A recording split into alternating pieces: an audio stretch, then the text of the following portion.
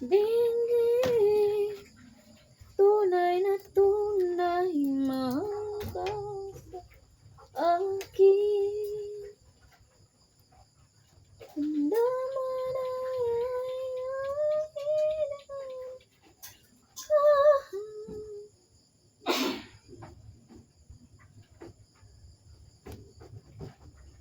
bakit mo nagsaktan? Ngano nga dili na ko i-flex ang ako ang husband. Actually, i-flex na ako akong husband. Actually, akong vlog is nag-start siya about cheating. So, na ay mga tao nga nag-message sa ako sa pag-post na ako sa picture sa akong bana. Nag-message sa ako, hanggang kinsa day ang kapit ninyo. Kaya pareha lagi mo lucky sa ako ang friend. So, to make things clear, he's my husband. I'm his wife. So, nagkaroon siya of mistress. More than a year sila nga nag-ipon. And that make mistress.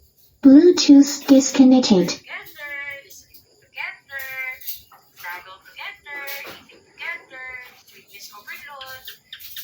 So I with them. I set them free to do whatever they want. Kay nag-beg ko nagsukod ko, nagpakiluoy ko, nagpakiluoy siya. So he chose that woman over us. And 3 months ago, ano ako ang husband, okay? Siyempre, nawayag na ko no, kaya na-move on naman ko, na-yaot na ko, so pwede na year yun ko, grabe yun. Na akong kumbalik yun, fix myself, to heal myself, grabe, overcome na ko ang suicidal stage. Na to the point na gusto na ko iulog ako ang sakyanan sa pampang.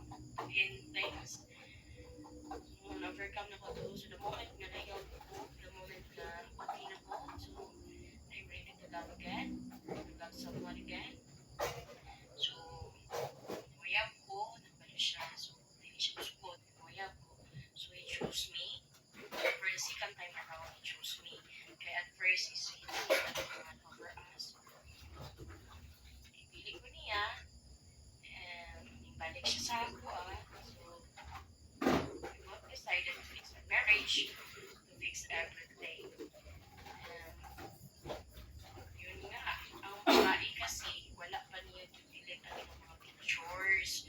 So, her claiming my husband as part of her family